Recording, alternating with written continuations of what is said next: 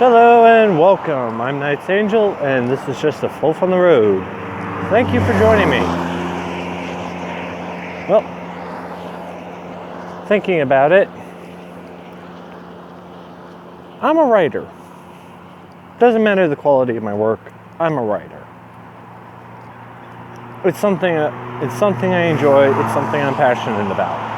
Yeah, I don't post my stories as often as I probably should, but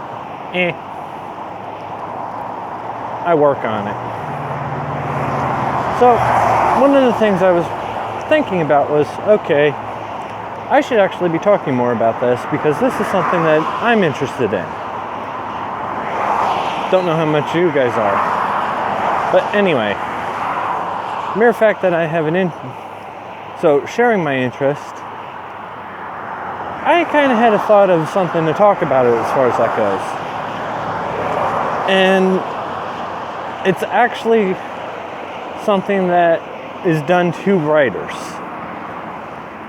by their audience. And that is the way we are limited.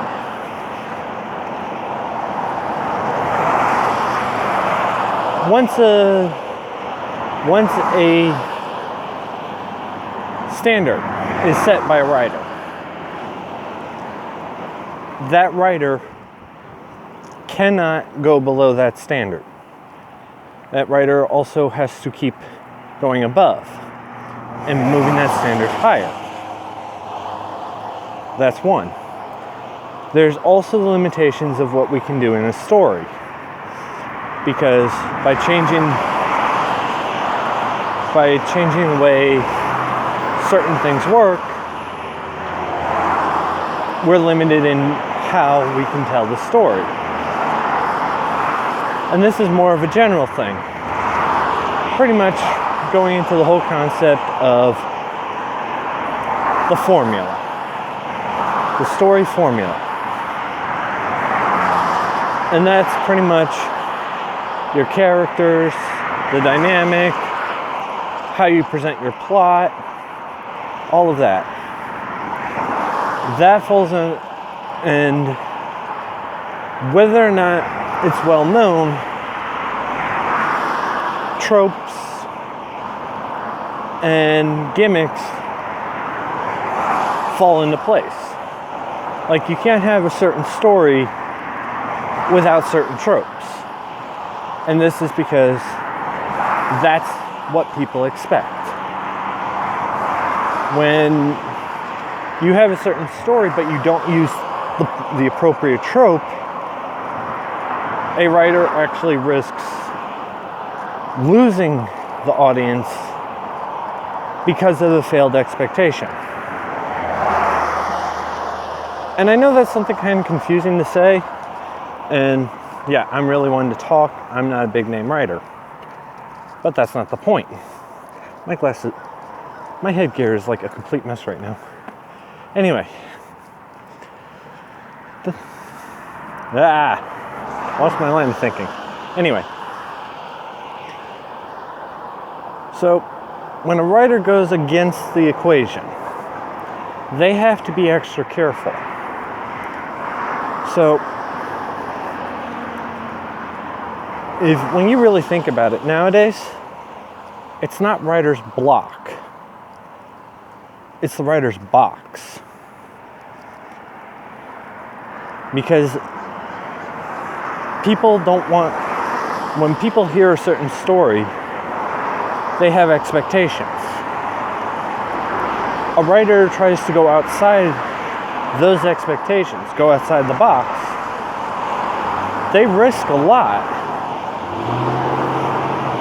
And if it works, they write a new equation. If it doesn't work, they're an utter failure and have to try again. But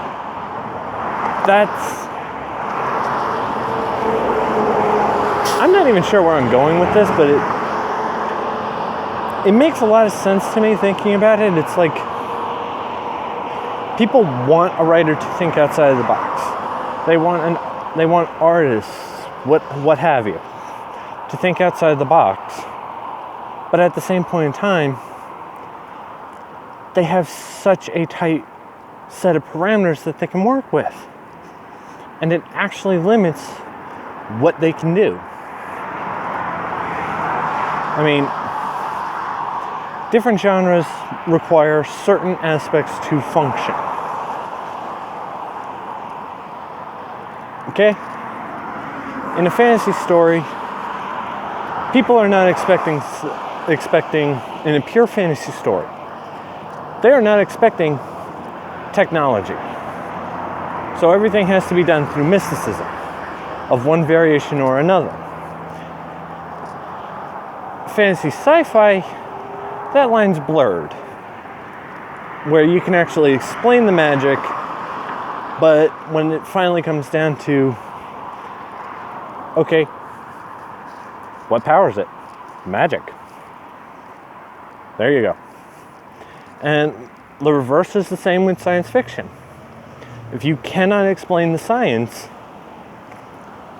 you just can't simply sit there and go, science, answer. It doesn't work that way. So when a writer tells a story, they have to fit certain parameters based off of what they're writing. And that's one of the things that can limit a writer's creativity. I know a lot of people are sitting there going, yeah, so what? Well, for the longest period of time, artists were actually more of a rarity to find than writers. Because an artist doesn't have the same limitations because they only have to work off of what is physically possible. And if it's not, they can adapt it to show the impossible. With a writer, for the longest time, they just had to explain what was being seen. Playwrights, writers, journalists, what have you, all pretty much had the same deal. But nowadays, there are so many artists that writers are kind of left out. We're no longer seen. What we do gets lost because it gets translated to a new medium, and the one that did the translation gets the credit. Yes, certain stories, this isn't true. But simply because of the impact that they had. And ownership rights, but that's a different matter. But that's going into legal matters, but overall it's like a lot of stories you hear about nowadays get translated into some form of new media other than written pretty quickly. And the ones that don't are usually because they don't translate well. Some make the transition fine. I mean, Lord of the Rings, just an example.